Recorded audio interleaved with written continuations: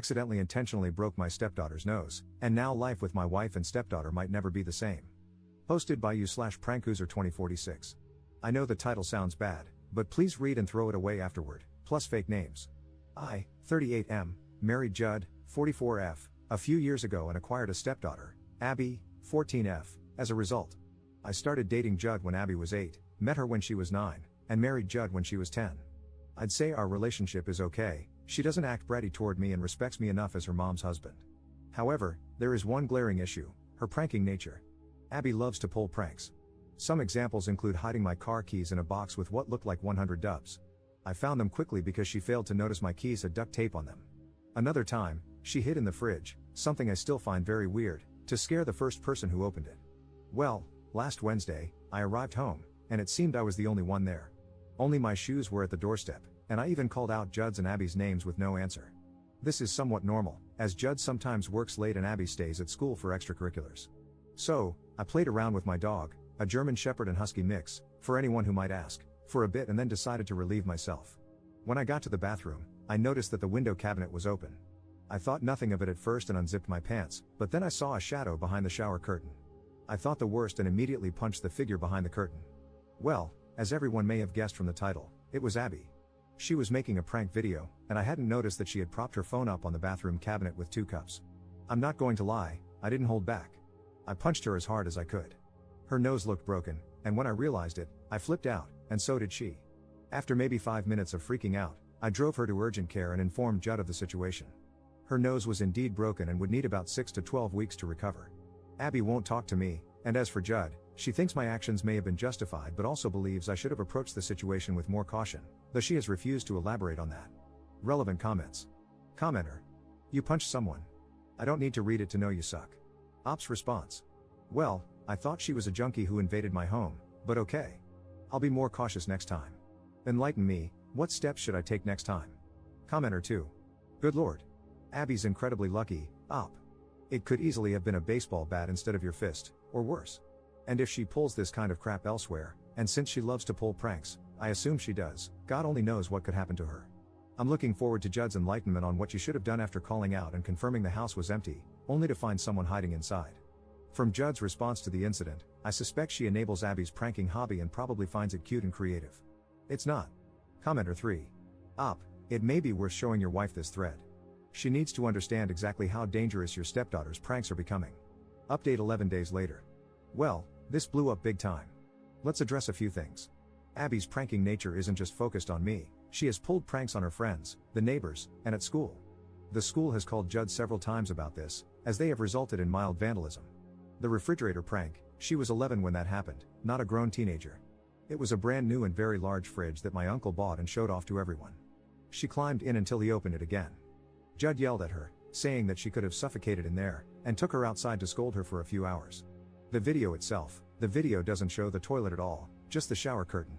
However, the issue still remains that this was a massive invasion of privacy. The video has been deleted, and Abby has admitted it was purely her fault. Now, the update. It's been a chaotic week. Judd still refused to elaborate on how the situation should have been handled. I showed her the post, and as a result, she did a complete 180. She suddenly thought it might be time to stage an intervention, and I agreed. We brought some of her friends, as well as my cousin's wife, Jess. Jess is an officer from another state, and Abby seems to respect her. In this intervention, we stated how we were each affected by her various pranks and how, in turn, they affected her. Jess also spoke about how many of these pranks border on criminal territory, meaning she could be arrested or face retaliation. It seemed to have gotten to her, and Abby cried a bit and promised to do better. When everyone else left, Jess stayed behind and brought to our attention a disciplinary camp that we could send her to. The program is 6 weeks long and involves group therapy, individual therapy, and constructive projects, whatever that means, and is held on a university campus. The program apparently has good reviews.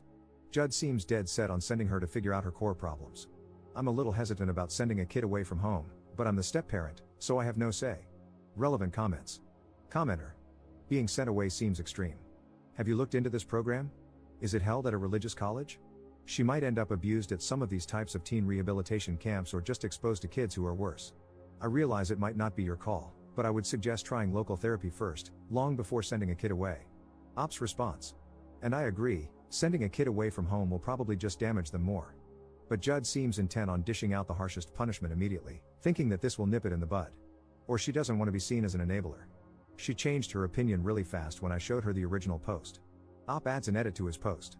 Okay, I swear Judd must be following my posts because now she's taking back what she said and is now thinking about doing what I and you fellow Redditors suggested in the first place, weekly therapy. So, we agreed that I'm going to find a therapist and front the bill for it since she didn't take this seriously in the first place. Commenter 2. Wait, why do you have to pay for her kid's therapy when she didn't take her behavior seriously? That doesn't make sense. Op's response. Because she doesn't know how to find therapists, she just wants to send Abby away. Commenter 3. Hasn't she ever heard of Google? Sounds like weaponized incompetence. Op's response. The program is free. Jess said that she could enroll Abby for free, which most definitely played a part in Judd wanting to send her there. Second update 7 months 2 weeks later. Well, it's been about 7 months, and there have been a few developments. Let's address some more things before getting into that. Up until recently, I've still been getting DMs asking why this brat is still in my house, why I'm friends with Jess, and why I named my wife Judd in my posts. I was drinking when I made my first post. I saved a draft and went back to it after sobering up for a few hours, fixing a bunch of grammatical mistakes, but clearly, some got overlooked, and it just stuck. I was planning on calling her Judy. Jess and I are not friends. She is married to my cousin, with whom I have a good relationship, as well as with their 2 daughters and Jess's daughter.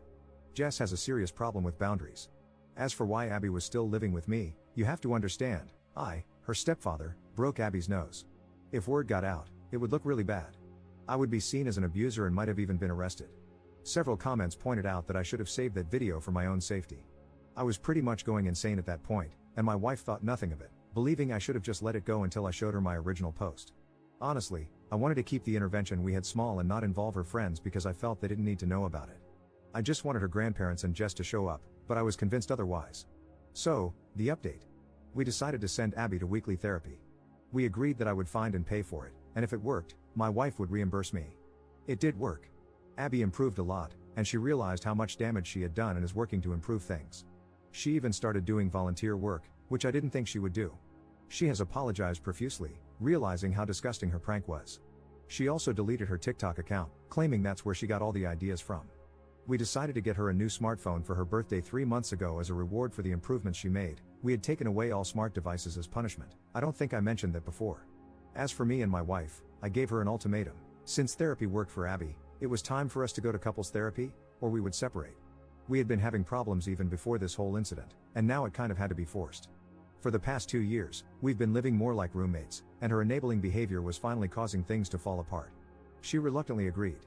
It ended up being short-lived. During our sessions, she talked about how I blow things out of proportion and that I went too far by posting the incident online. She revealed that she had been following my posts, which is why she changed her mind about the camp. Our therapist then asked us both if we loved each other. I was honest and said yes, but it was becoming difficult. My wife, on the other hand, said she was in love with the idea of me. I needed a minute to process if I had heard that right, and she went on about how I was apparently a catch. I was younger than her, had a stable job, and owned a house, and she thought my loyalty was a bonus. I don't know why, but I asked her if she had cheated on me, and she said no. But it didn't matter, she had just revealed that she settled for me. I filed for divorce 2 months ago. We had a prenup, so things are going smoothly, aside from her erroneously claiming some jewelry as hers. But my lawyer believes it should be finalized within 1 to 2 months. So, my soon-to-be ex-wife has moved out along with Abby. My dog misses them, she just sits by the door, waiting for hours for them to come back. My soon-to-be ex-wife is not happy about how things have progressed. She's been calling me a spineless bastard who couldn't just tolerate how things were and has been telling that to anyone who will listen. But behind closed doors, she's been blaming Abby for the divorce, claiming it was her behavior that caused it. I know this because she has been calling and texting me semi-regularly. Abby is living with her grandparents now because apparently, her mother can't deal with her. I actually like my in-laws, they're really good people. They've apologized for their daughter's actions and even offered to reimburse me for Abby's therapy sessions. They told me they were going to take care of Abby because it seems her mother has finally lost it. I spoke with Abby and assured her that this wasn't her fault. Chances are, we were going to divorce regardless. She then told me that she didn't want me to leave and that I was the closest thing to a father she ever had. This surprised me. I never really saw myself as a parental figure for Abby, I only did the bare minimum. Outside of that, I just paid for school events, supplies, and would carve out some time for her, but I left it up to her if she wanted to spend time with me. I told her that maybe when she turns 18, we can pick up where we left off, but until then, I don't think we can see each other. Her mother would definitely try to keep her away from me, and honestly, I need some time away from Abby as well. Things are so quiet at home now, It's relaxing. So, there you go. I don't even care if my soon-to-be ex-wife finds this post. Relevant comments. Commenter. I'm 42 and single, but I'd rather be single than settle. Her lying about her feelings for you prevented you, during your relationship, from having the chance to find someone who truly loves you. It's the same with people who cheat, they're just keeping their victim from finding something better. Ops response. Therapy has been a godsend for me these past 2 months and has helped me process some of this stuff. Call it naivety, but maybe I was ignoring the red flags because my last serious relationship was when I was 25, and I did miss that time of my life. Commenter 2. I figured this was where this was headed. Good for you. You deserve better, Op. And congrats on being smart enough to get a prenup. Op's response. You know, when I brought up the prenup, she was hesitant and it took about 4 months to get her to sign it. I guess that alone should have screamed problems. Commenter 2. The whole if you love me, you will risk half your material possessions and money on the off chance that I am telling you the truth that I love you doesn't fly anymore. Anyone, man or woman, who gets married without a prenup is an idiot. You, sir, are not an idiot, but there are still lots of them out there. Commenter 3. That honestly sounds like you were leaving a massive crap show. One thing is the whole Abby craziness, but it makes sense. She's so unadjusted with a mom who thinks the idea of a person is enough. In general, I've heard a lot of my female friends say they're settling with their partners. I am a woman myself, and I've always found it strange that some women tend to see themselves as the better one in the relationship rather than as equals. It's a weird thing. But at least you're free now. Hopefully, there's someone out there who will love you for who you are, not just the idea of you. Congrats on getting out. And the prenup was at least a clever move. Remember to do that next time you decide to marry someone. You never really know which ones will turn back crap. Some of them are good at hiding it, sadly speaking from experience. Op's response. I don't think I will ever marry anyone again.